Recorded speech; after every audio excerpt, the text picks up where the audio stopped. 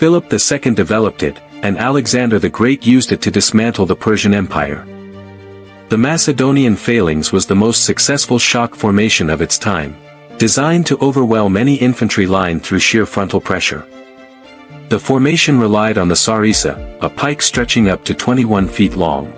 To manage a weapon this size, the soldier used both hands, leaving his shield to be strapped directly to his left arm. Its effectiveness was pure geometry. Stacked 16 ranks steep, the first 5 rows of pikes extended past the front line, creating a dense spear thicket. The back 11 rows angled their pike upward to deflect missiles, using their weight to push the formation forward. This produced a formation that was nearly impossible to break from the front, operating as a singular overwhelming mass. At the turn of the 2nd century BC, the Roman Republic concluded its wars with Carthage and began moving into the eastern Mediterranean.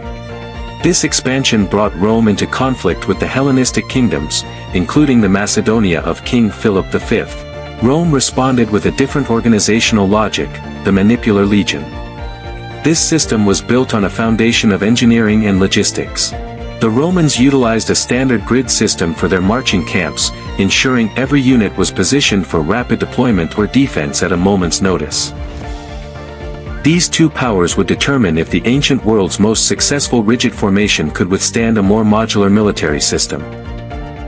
The historian Polybius provided a mechanical breakdown of how these two systems functioned at the individual level. Where the phalanx was a monolithic block, the Roman legion was a checkerboard pattern of smaller units called manipoles. Within these units, each Roman soldier operated with a 3-foot spacing, giving him room to move and fight independently. The Roman legion used a large curved scutum shield designed for active defense, allowing him to cover his entire body while parrying individual attacks. His primary weapon was the Gladius, a short sword built for thrusting and cutting once he stepped inside the reach of an enemy's weapon. While the phalanx focused on a single vector of attack, the Roman legion was a grid designed for fluid movement in multiple directions. The Romans met at the Battle of Cynoscephalae in 197 BC. The engagement began blindly in dense fog across the jagged, dog's heads hills of Thessaly. Despite the uneven ground, the Macedonian right wing successfully formed up and drove back the Roman left in a standard frontal charge. The battle turned when an unnamed Roman officer detached 20 manipoles, moving them around the flank. The troops struck the Macedonian right wing from the rear. Hindered by their 21-foot pikes, the Macedonians were unable to turn. When the rigid battle line was bypassed, the Roman system's ability to act in small, independent groups allowed it to collapse the phalanx from behind. In 190 BC, at the Battle of Magnesia, the Seleucid king Antiochus III deployed a massive army of varied specialized troops against the Romans. The field featured Scythian chariots, heavy cataphract cavalry and Indian war elephants designed to create mass panic. The attack backfired. Panicked elephants stampeded through their own falling lines, and Scythian chariots were driven back into the Seleucid infantry. The Roman manipoles absorbed this chaos.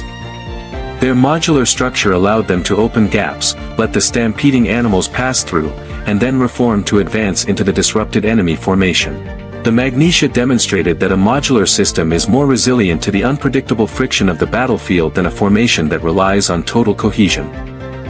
The Battle of Pydna in 168 BC served as the final test, where the phalanx advanced across an open plain in nearly ideal conditions. The initial Macedonian push was successful. The massive pikes locked with the legions and slowly drove the Roman lines back toward the hills. Across the uneven ground at the base of the hills, gaps appeared in the spear wall. Small Roman units slipped into these seams, entering the unprotected interior of the phalanx. In this tight, close-quarters environment, the Roman short sword was superior to the cumbersome 21-foot pike. The phalanx was dismantled from the inside out. Pydna proved that the phalanx strength relied on perfect environmental conditions, and without them, the system failed. The defeat at Pydna was decisive, 20,000 Macedonians fell, and the antagonist dynasty effectively ended. Rome subsequently divided Macedonia into 4 republics, establishing itself as the dominant power in the Mediterranean, and ending the Hellenistic era. This victory marked the end of the Phalanx dominance in infantry tactics, signaling a new age of warfare.